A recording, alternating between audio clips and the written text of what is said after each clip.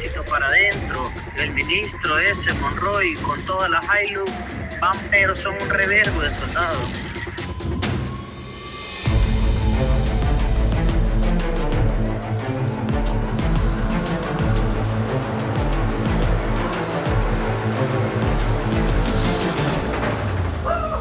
Yes, la policía. Buenas. Nos permite el ingreso a la vivienda. Fíjese que andamos en plan casa segura. Todavía hay remanentes de pandillas que falta que capturarlos. Ahora se esconden los tatuajes, se esconden la forma de caminar, incluso la forma de hablar. La MS-13 significa Mara Salvatrucha del barrio 13. Las pandillas comenzaron peleándose los territorios, entre las letras y los números. En la mayoría de esas comunidades, de esas colonias, la policía en algunas no entraba y donde entraba estaba sometida a lo que decían las pandillas.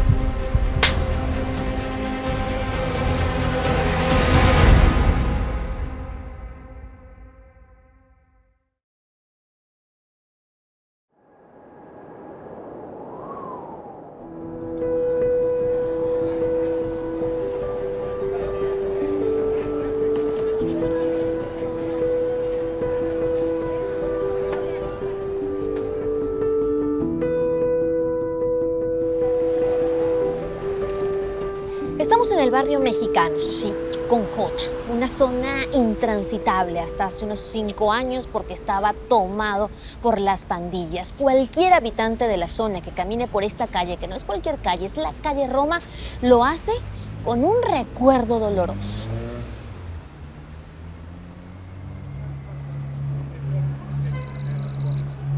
Fue alrededor de las 6, 7 de la noche.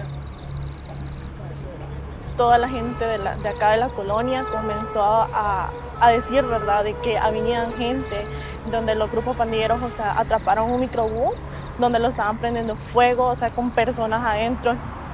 Le echaron gas, o sea, gasolina y todo, y pues le prendieron fuego, o sea, y nadie dejaba que se bajara, cerraron las puertas y todo, y nadie se tenía que bajar.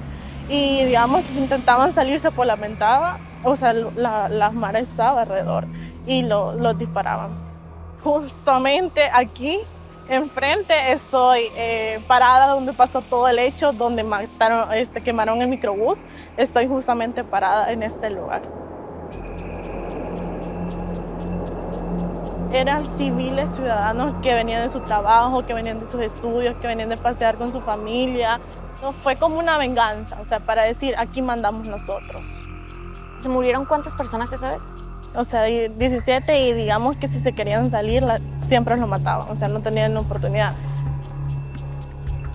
Es bastante doloroso saber que muchas personas allegadas a nosotros perdieron la vida y que yo pude ser una.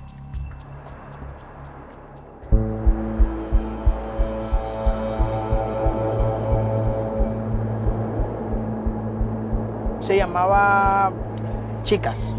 Siempre que paso en el lado donde él lo mataron, pues lo recuerdo. Recuerdo muy bien ese sonido. Nosotros veníamos de la escuela. Yo tenía como 12 años, estaba en 5º grado. Y íbamos con mi hermana menor y con unos compañeros. Entonces él era mi compañero de clase.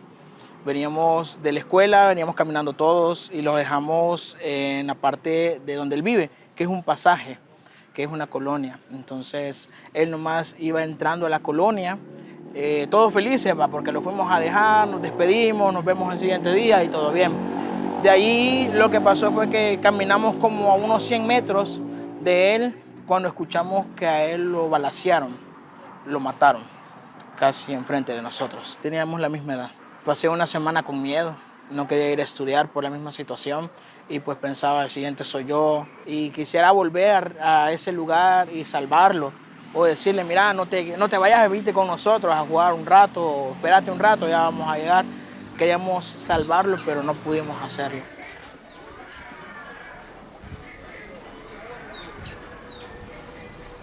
Nosotros tenemos más de 26 años de vivir aquí.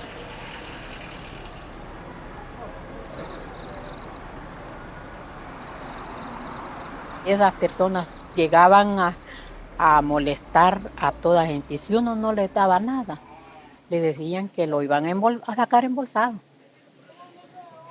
Que lo iban a sacar embolsado.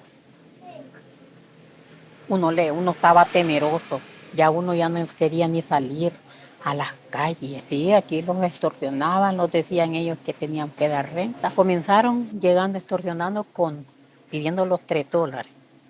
De allí cada día le iban subiendo. Ya después teníamos que dar 5, ya después teníamos que dar 10 y así se fue subiendo hasta que llegaron a los $40.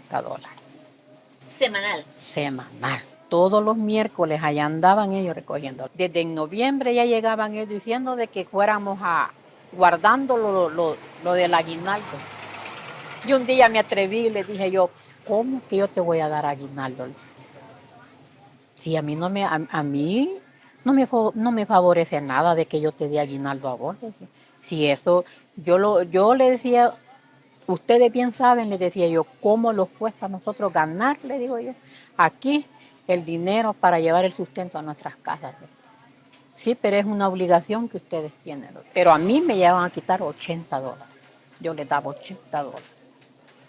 Y se los teníamos que dar repartidos, fíjense. En dos semanas se los teníamos que dar repartidos. Los 40 una semana y 40 la otra. Pero eso era parte de lo que llegaban a recoger semanal. Eso era parte de lo que teníamos que dar. Le ponía extorsión a todo, desde el pequeño vendedor que le cobraban $1 por día, hasta los repartidores que tenían que pagar una cuota mensual, los vehículos que entraban con la gaseosa, con la pizza, esos tenían que pagar a veces por entrar a la colonia, pero si ya tenían un contrato de extorsión, digamos, de servicio, entonces tenían una cuota. Aquí son más de 5,000 autobuses, más de 5,000 microbuses, o sea que ahí son 10,000 líneas de transporte. Ponga usted que para sacar 1 millón en 10,000 es fácil, $100 por cada uno, y eso no era lo que les pedían, porque pedían cantidades enormes. Aparte que se subían las jainas, se le llama a la mujer que es la novia o esposa de uno de ellos, se subía y si ella quería le agarraba la caja del cobro, se le echaba en la pañalera, la dejaba y se bajaba y nadie podía decir nada y los niños aprendían eso. Ese era el nivel de seguridad que había en El Salvador. Los soldados mismos, para evitar ser asesinados, tenían que pagar donde ellos vivían al pandillero o negar que eran soldados. Cuando el pandillero no sabía que era soldado, pero ellos decían que venían a trabajar en los Uber o de repartidores o de peluqueros para que no les hicieran nada. Y cuando los pandilleros, en algunos casos que los pandilleros habían crecido en el mismo lugar, les decían, yo sé que sos soldado, así que tenés que pagar tanto.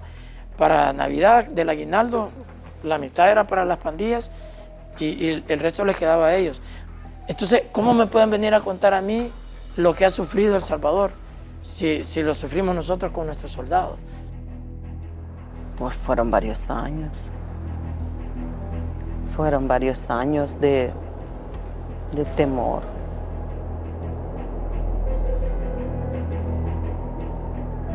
Anteriormente en las noches las calles eran vacías, vacías.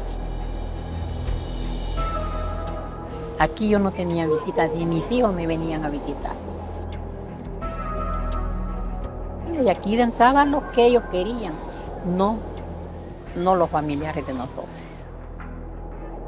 Mis hijos para adentrar aquí le tenían que poner una lucita fosforescente a los carros para poder venirme a visitar. Yo era como dando a entender que tenían familiares aquí, porque el que no llevaba esa luz no lo dejaban entrar.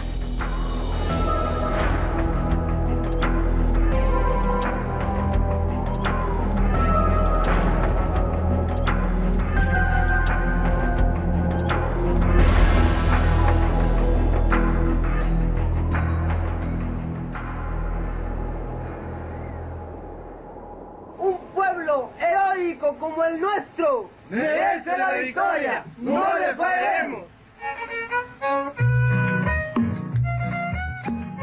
En la época de los 80, el conflicto armado, la guerra civil, ya a esta hora tenías que estar en tu casa por algún enfrentamiento entre guerrilla y entre el ejército.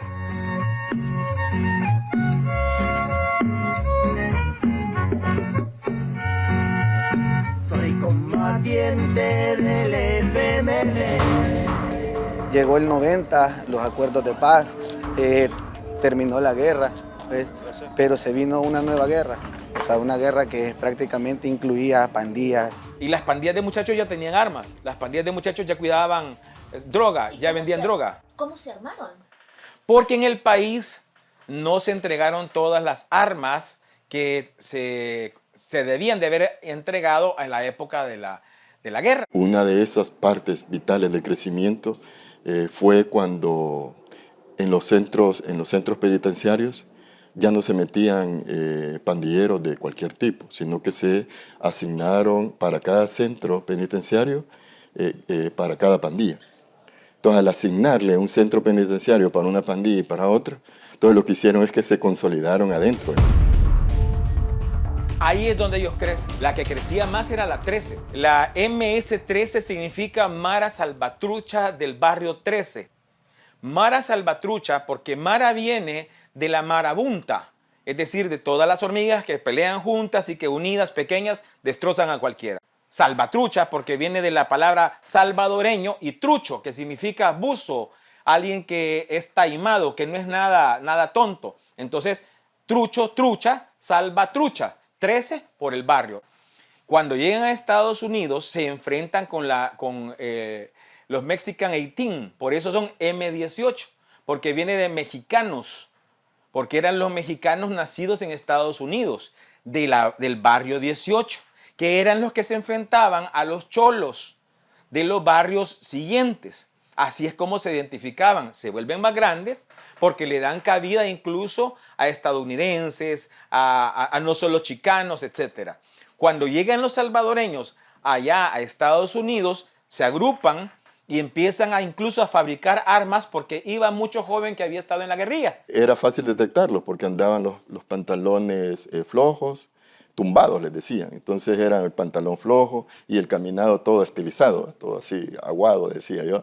Entonces, cuando estos muchachos ya caminaban así todo tirando plantes, ya se conocía que eran pandilleros. Entonces era fácil detectar quién era pandillero y quién no. Habían marcas en específico las cuales tú no podías utilizar, habían tipos de zapatos que tú no podías utilizar, entonces, porque ellos se habían apropiado de estas marcas. Con los zapatos que son ya famosos, Nike, Cortés creo que.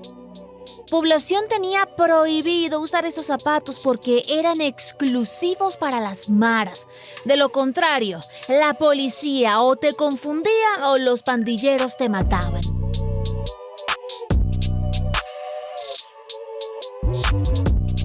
Los tatuajes en las pandillas era un tema de intimidación para algunos, para generar miedo, temor, pero para otros también era la identificación a la pertenencia. Se sentían orgullosos de pertenecer a esta estructura y lucían los tatuajes en el rostro, en cualquier parte del cuerpo. Para ellos tatuarse la cara era poner en alto lo que ellos eran.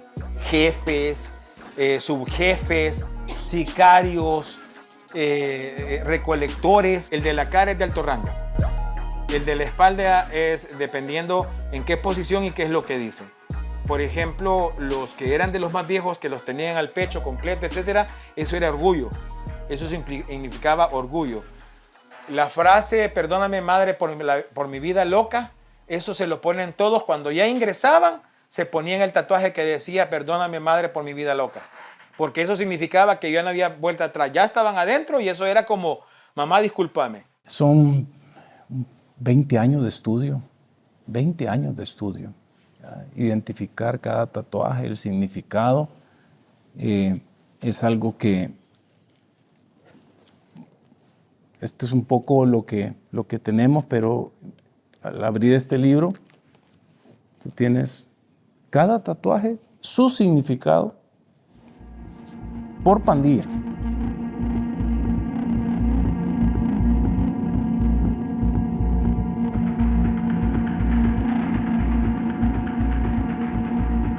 Estos 3 puntos, esto sí es generalizado, ¿verdad? Esto significa, madre, perdóname por la vida loca. El que se colocan, este es 18, el que se colocan adentro del labio, este es el que ya no tiene tatuaje en el cuerpo, pero tiene cierto rango y es para ocultarse. Y ellos para hablar normalmente tratan de no mover mucho el labio para que no se les mire y que no se les note. Ellos tenían todos los mecanismos de identificación, no solo en lo que se pintaban en el cuerpo, también en lo que pintaban en las paredes de nuestras comunidades, también en la forma en que se comunicaban. Tienen varios códigos, digamos, el código de las manos, de los gestos, el código de la fonomímica, es decir, ellos desarrollaron esa técnica también de poder leer los labios y todo. Aquí está la nomenclatura de ellos. ¿Ven ustedes esta mana? Por ejemplo, él es Mara Salvatrucha, mire, MS. Y aquí está mandando un mensaje que ya quedó plasmado en este libro. Aquí lo que está diciendo es a cuál clica pertenece. Clica es el grupo en la zona.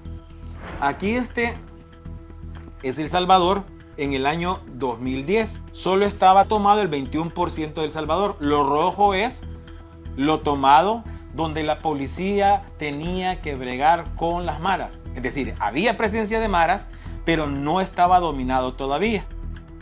Esto es 2014. En 4 años llegaron al 78%. Año 2015. Mire, 85% tomado, que era el 92% tomado del país en el 2018.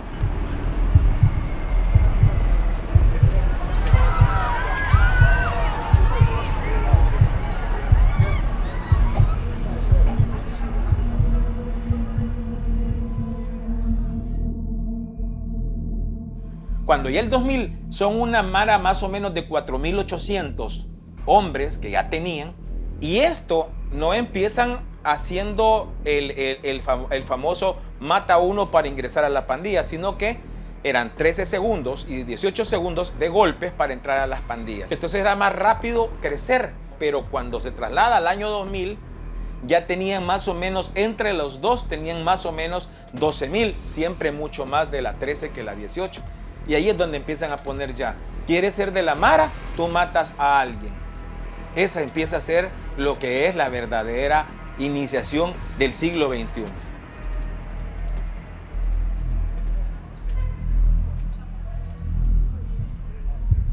Que el reclutamiento era de forma general. Había un perfilito bien demarcado. Eran niños y jóvenes que tenían poca protección de familia.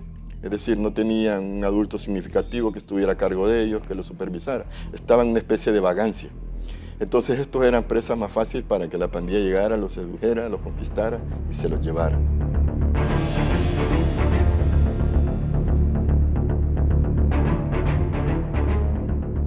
Si de repente en el centro escolar donde yo estudiaba cuando hacía 9º grado, como año escolar, sí habían como algunos compañeros que de una u otra manera te decían, mira, querés obtener respeto, querés pertenecer a un grupo donde te salgan bichas y todo el rollo, venite, júntate con nosotros.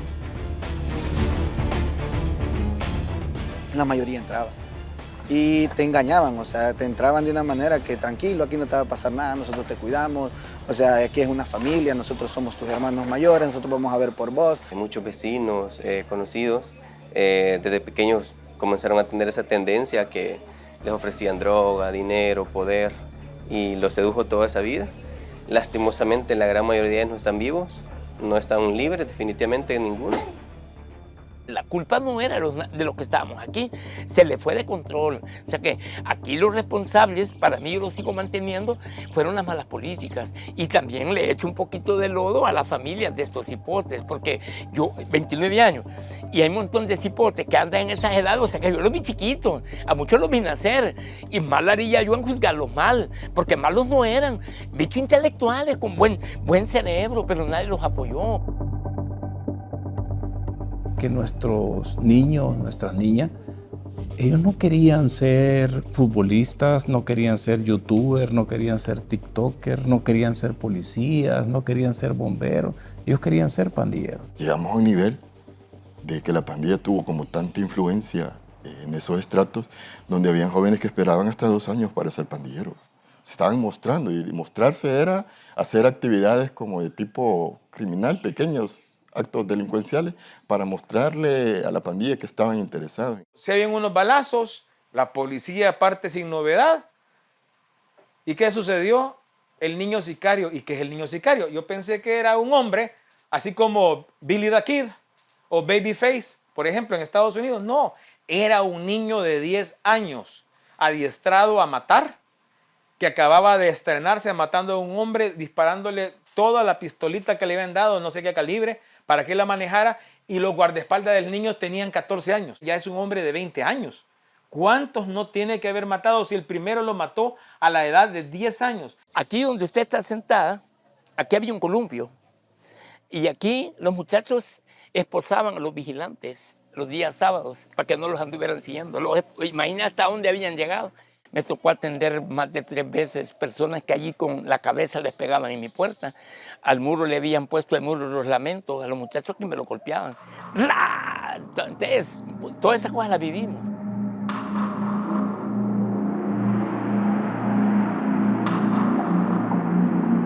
Por días hemos estado recorriendo los lugares que alguna vez fueron los más peligrosos de América Latina, y aquí estamos en uno de ellos, en el corazón de San Salvador, en el barrio La Campanera, donde hace 5 años aquí nadie podía entrar porque era una zona tomada por las pandillas. Y estamos aquí en una casa abandonada. Quiero que vean, no es cualquier casa. Estas son las llamadas casas destroyer. Hace años aquí vivió una familia a quienes las pandillas desalojaron de sus casas simplemente porque sí, negarse era una sentencia a muerte. Muchas de esas familias tenían hijos que no se unían a estos grupos y por eso los mismos pandilleros los sacaban de su propio hogar para convertir esta casa en su centro de operaciones. Estas paredes, estos muros son testigos mudos de los horrores que aquí se cometían. Crímenes, asesinatos, violaciones. Muchas de estas casas destroyer, de estas casas que hoy están completamente abandonadas, se convirtieron en cementerios clandestinos. Por eso el ambiente se siente pesado. Aquí ocurrió cualquier cantidad de horrores. Incluso, miren, ahí siguen de pie los muebles de la familia que hace años habitó esta casa. Una de las colonias emblemáticas, la 22 de abril, esa era colonia tomada, ahí no entraba autoridad, nada. En este caso, la zona estaba controlada por la 18 revolucionarios y ellos, pues básicamente tenían el control completo del territorio. Estar donde estamos ahora era imposible hace años. Se llamaba Samuel, fue un amigo que yo conocía desde mucho tiempo, es más, era amigo de mi mamá. Y solo por entrar, por trabajar en un pasaje que era contrario, lo secuestraron y lo mataron.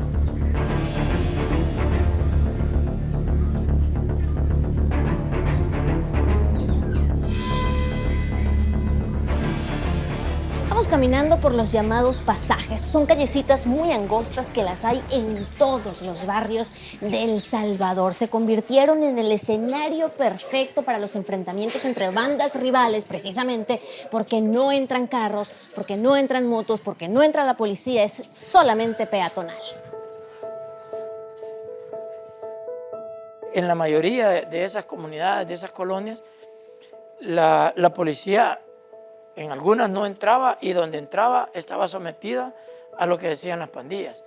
Y obviamente tenía que haber algo que viniera a marcar la diferencia. Y eso fue la Fuerza Armada. Se comenzó a notar que el apoyo de la Fuerza Armada a la Policía Nacional Civil era importante y determinante para lo que se quería. Cuando la policía empieza a ver esto, empiezan a dar órdenes estúpidas, como por ejemplo que no nos podíamos enfrentar con los mareros. Teníamos que llevar todo lo que es el nivel de fuerza de alto, policía, baje el arma, pam, pam, y de repente son bala, bala, bala, bala, y uno todavía en la letanía. Le vamos a responder el fuego. Estoy exagerando, pero para que me entienda que fue bien estúpido.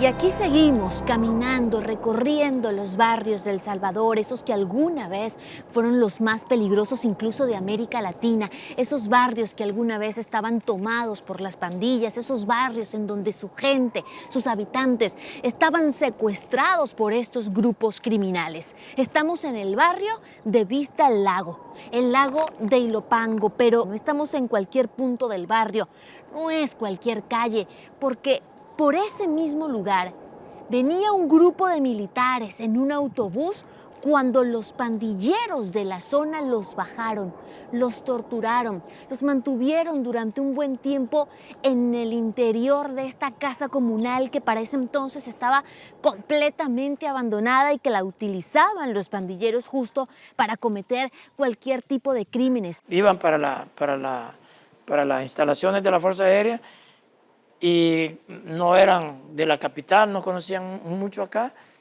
y se fueron de paso y fueron a parar a donde termina el recorrido de la ruta de buses, que allí tenían los pandilleros el control. Entonces cuando entraron, porque irse a meter a un lugar de así ya no salía. Entonces los agarraron, los asesinaron y los dejaron enterrados en un cementerio clandestino.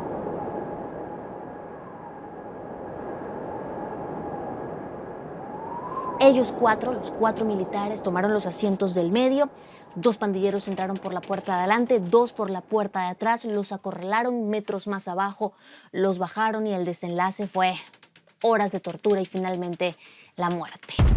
Hay historias de lo que cuenta la gente, cómo vivían con las pandillas. Y a nosotros no nos lo tienen que contar ellos, porque nosotros lo vivíamos. Son más de 300 policías los que perdieron la vida a manos de estos terroristas.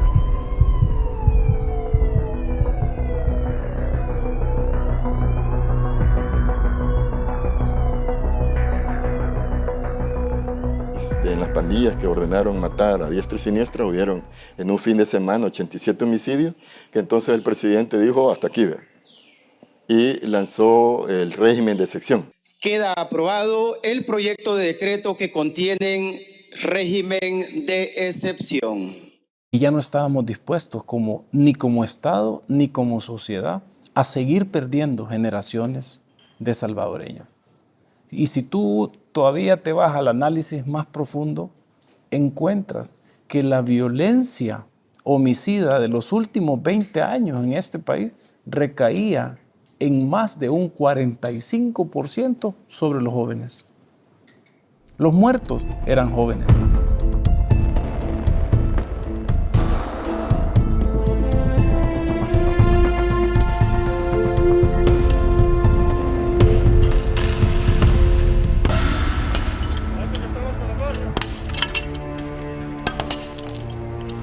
La eliminación de todo simbolismo, tipología, apología que tenga que ver con maras y pandillas en este país está totalmente quitado, fuera. Aquí en este cementerio habían alrededor de 67 de estas tumbas y ninguna de ellas fue legal. Es evidente en dónde estamos, en el cementerio de Santa Tecla, en el corazón de San Salvador, pero no es cualquier cementerio, sino uno que durante muchos años fue tomado por la Mara Salvatrucha y prácticamente solo ellos tenían el control del lugar. Por eso hay muchas tumbas como estas de color negro, porque son ellos mismos los pandilleros que morían en combate. Todas tenían de esta misma forma rectangular y atrás tenían un pequeño cancel, es como una pared justo como esa. Y en esa tenía una placa de mármol, en donde decía el nombre de la mara, la clica es como de dónde pertenecía, en la zona donde pertenecía una sola mara, pero de distintas zonas. Y el apodo, el nombre de guerra, de batalla de cada uno de ellos. No decía el nombre real y todas eran exactamente igual. Entraban y no les importaba que ya hubiera otra tumba. Ellos decían, aquí quiero y aquí lo hago. Sacaban cuerpos de personas pues, que ya estaban fallecidas, construían, hacían sus entierros sin pagar absolutamente nada. El cementerio en esos momentos se cerraba solo para ellos. Bueno, ellos lo cerraban a la fuerza. Ellos aprovechaban cuando hacían estas estructuras más altas que las demás, sepultaban a alguien y lo sepultaban con armas y con droga.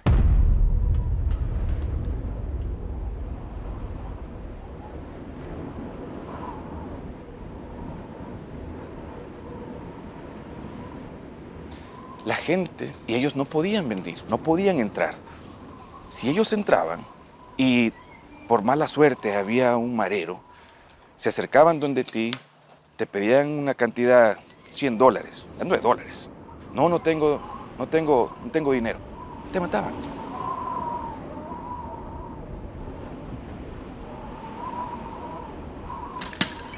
Esos hombres que empuñaron un mazo para derribar las lápidas. Sí, los de playera amarilla son privados de libertad.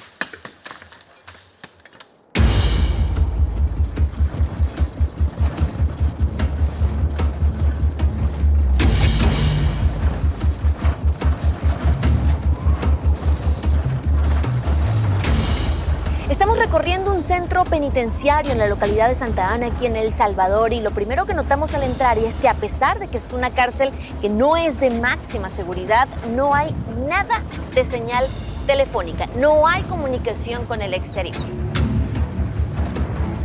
Este centro está compuesto por privados de libertad en fase de confianza. La mayoría son delitos comunes. Acá no hay pandillas.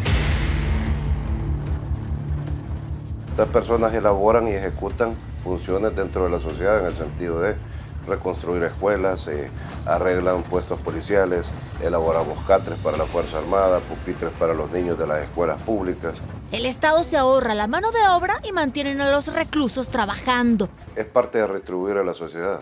Ninguno olvida que son privados de libertad. Sinceramente, extraño el tiempo con la gente que tiene que estar conmigo al lado.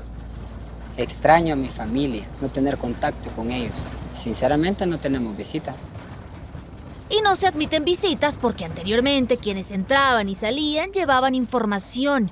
Las huilas son la comunicación que sacaban los líderes que estaban en la cárcel, las órdenes para el territorio, las actividades criminales que se iban a desarrollar, quién vivía, quién moría, a quién se le iba a cobrar estación, a quién no. Cuando se cortaron las visitas a las cárceles, también se cortó un poco eso. ¿Y tú por qué estás aquí? Bueno, yo ando un delito, el delito de hurto. Me dieron 8 años de prisión. Se siente frustrante porque es un nuevo mundo, este es otro mundo. No tiene nada que ver con la vida libre.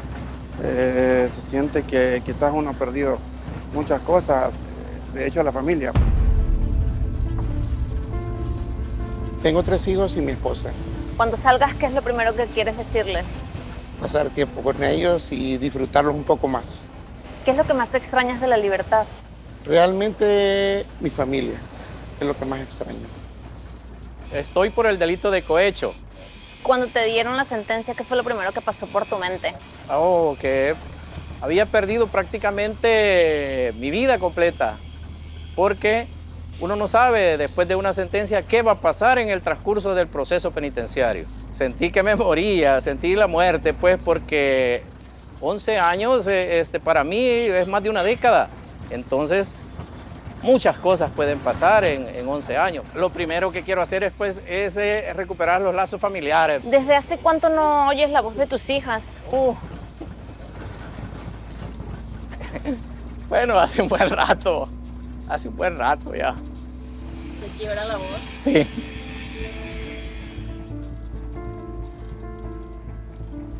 ¿Tú crees en las segundas oportunidades? Claro, claro, y para mí esta es una segunda oportunidad.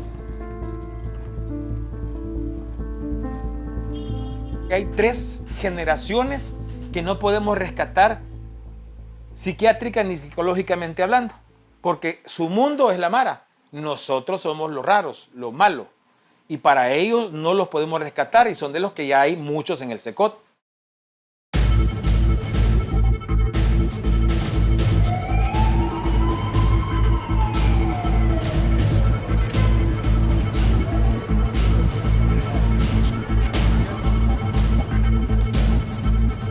Para los que van a SECOT, no hay mañana. Es que no van a salir, embajador, le digo. O ustedes en sus países son conformes de sacar a la calle a un asesino serial. ¿Por qué no lo sacan ustedes? Y usted quiere que yo saque a los míos. Así que en ese punto, le dije, no vamos a llegar a un acuerdo. Después de 4 anillos de seguridad, ya por fin llegamos a este centro penitenciario de máxima seguridad. Estamos en la entrada del SECOT, el centro de confinamiento al terrorismo, y lo que quiero mostrarles es que lo primero que nos encontramos es que no hay absolutamente nada de señal. No hay comunicación ni de adentro para afuera, ni de afuera para adentro. Y fíjense que a este lugar son muy pocas personas las que han podido entrar. Fuerza Informativa Azteca tiene la exclusiva. Vamos a entrar para mostrarles a ustedes cómo se vive adentro de una cárcel de máxima seguridad en El Salvador, así que vénganse.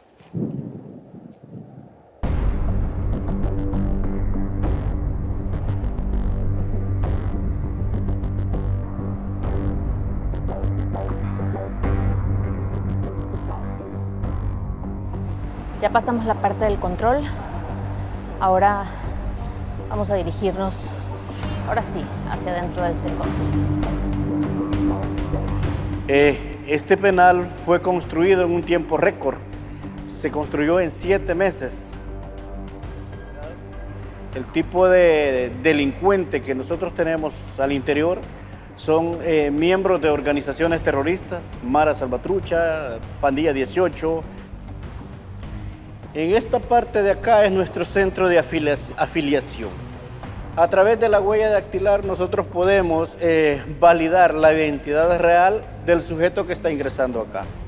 Naturalmente, todo delincuente cuando es capturado en la calle nunca anda algún documento de identificación. Acá estamos ingresando ya a nuestro cuarto de seguridad. Este es armamento de acción letal. Por lo general, esto es lo que se utiliza cuando uno hace una intervención, ya sea para hacer una revisión de celda o una requisa, no específicamente si es que hay algún amotinamiento. ¿Y lo hacen con frecuencia ustedes? Nosotros las requisas las hacemos todos los días. No hay un solo interno aquí en este penal de máxima seguridad que salga de sus celdas sin estas manos, pies, esposas para pies y también esposas para manos, pero además todo el tiempo tienen un custodio al lado de ellos. El muro principal tiene 9 metros de altura, la base de concreto. Su base tiene un espesor de 60 centímetros. Sobre la parte superior tenemos una barda electrificada de 3 metros. La barda tiene una capacidad de 14.000 a 15.000 voltios.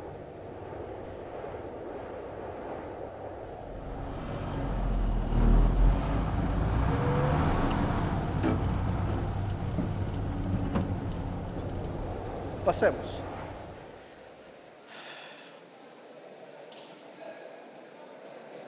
Buenos días.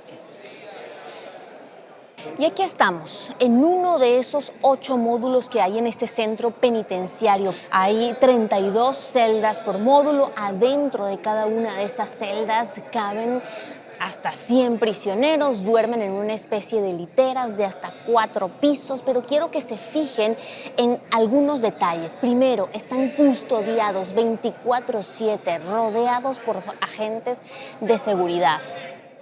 Fíjense en esto, miren, en cada celda hay una especie de pileta con agua almacenada. Ellos con esa agua tienen que asearse, tienen que limpiar los utensilios de su comida, tienen que cepillarse los dientes, pero además tienen un tambo azul, fíjense, es agua potable. Arriba incluso hay unos vasos, todo el que tenga sed abre la tapa, se sirve agua.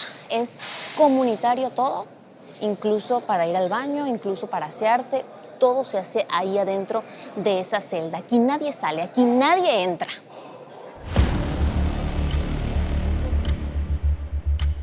Ninguno de esos asesinos seriales que va al Secot va a salir caminando del Secot, ni mucho menos va a regresar a ninguna de nuestras colonias en este país. Hemos diseñado las leyes para que se mueran ahí, no para que salgan con vida. Ninguno de esos. Téngalo ahí.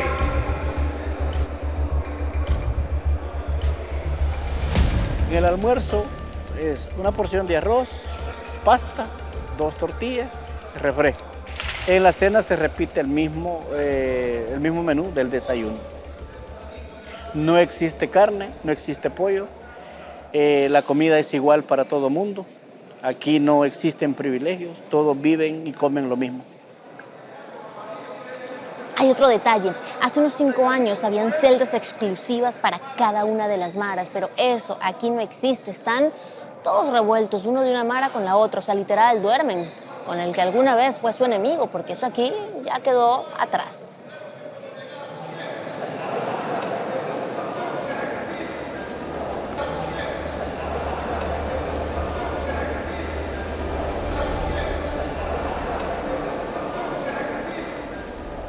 Al ingresar a esta cárcel de máxima seguridad se les otorga un uniforme. Playera blanca, short blanco, zapatos blancos y no es todo. Papel higiénico, pasta dental, cepillo dental. Importante, el cepillo dental no se les da con el mango completo, se les corta lo necesario para que lo puedan agarrar y cepillarse, porque si lo dejamos largo pueden hacer punzones. Igual duele todas estas imágenes, ¿ya? De ese tratamiento que nosotros le damos a los pandilleros. Pero es que va dirigido precisamente a estas nuevas generaciones. Tenemos que mandar un mensaje fuerte y claro de que la pertenencia a este tipo de organizaciones es intolerable. Estamos adentro de una celda de aislamiento y créanme cuando les digo que incluso cuesta un poco respirar. Prácticamente son 4 paredes. Solo por ese hoyito entra algo de luz natural, 0 luz artificial. Esta es la cama. Es un bloque de concreto, no hay colchones, no hay cobijas, no hay almohadas. Eso aquí no existe. En esta especie de pileta tienen algo de agua, con esto se asean, aquí toman agua, aquí con esto todo. Y aquí está la taza.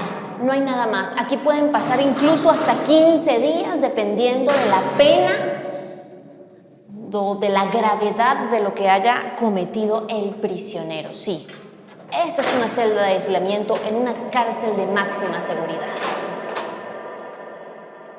Lo único que tienen es esta rendija para poder pasar alimentos o esposarlos a la hora de salir. Eso es lo que hemos hecho en 2 años. Agarrar a todos esos miembros. Para ellos está diseñado el Secot.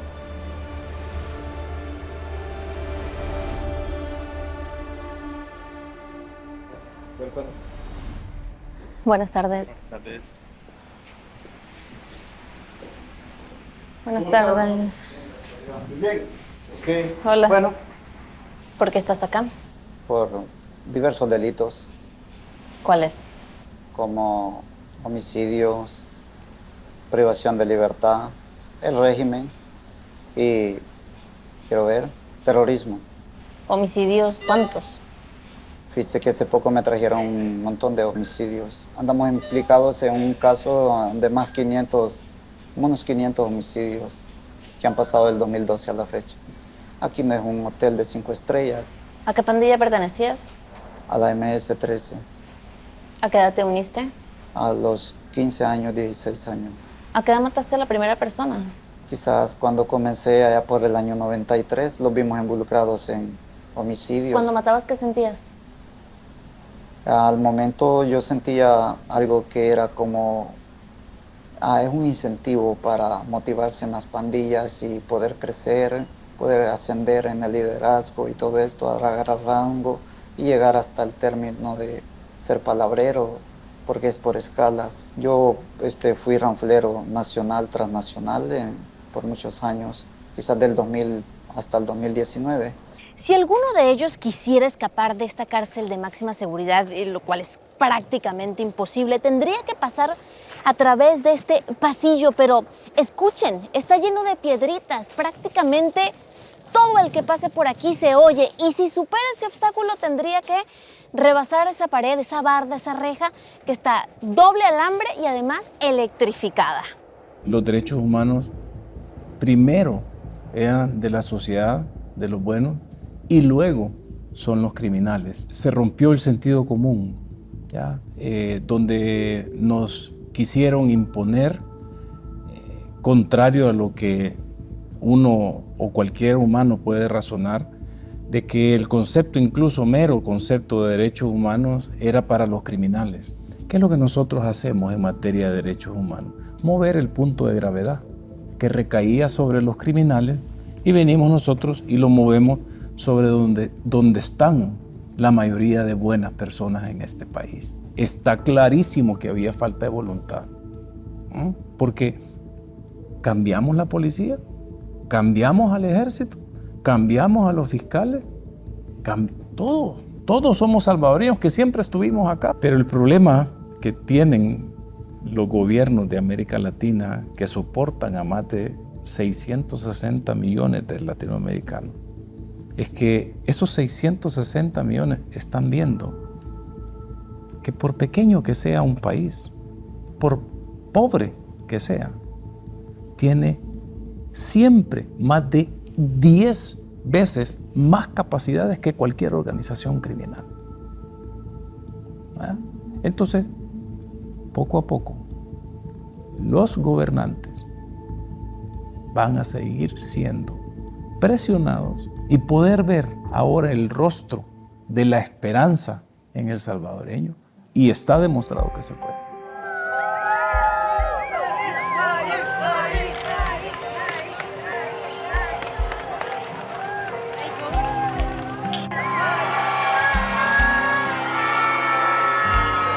Y nuestro país, después de mucho tiempo, al fin tiene libertad.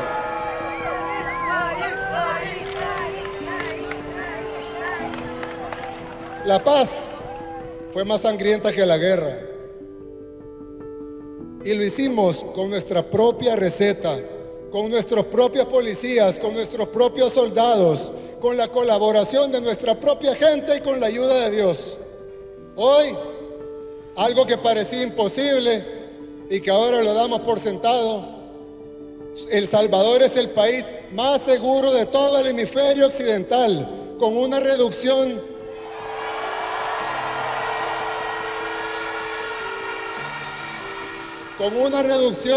del 97% en los homicidios.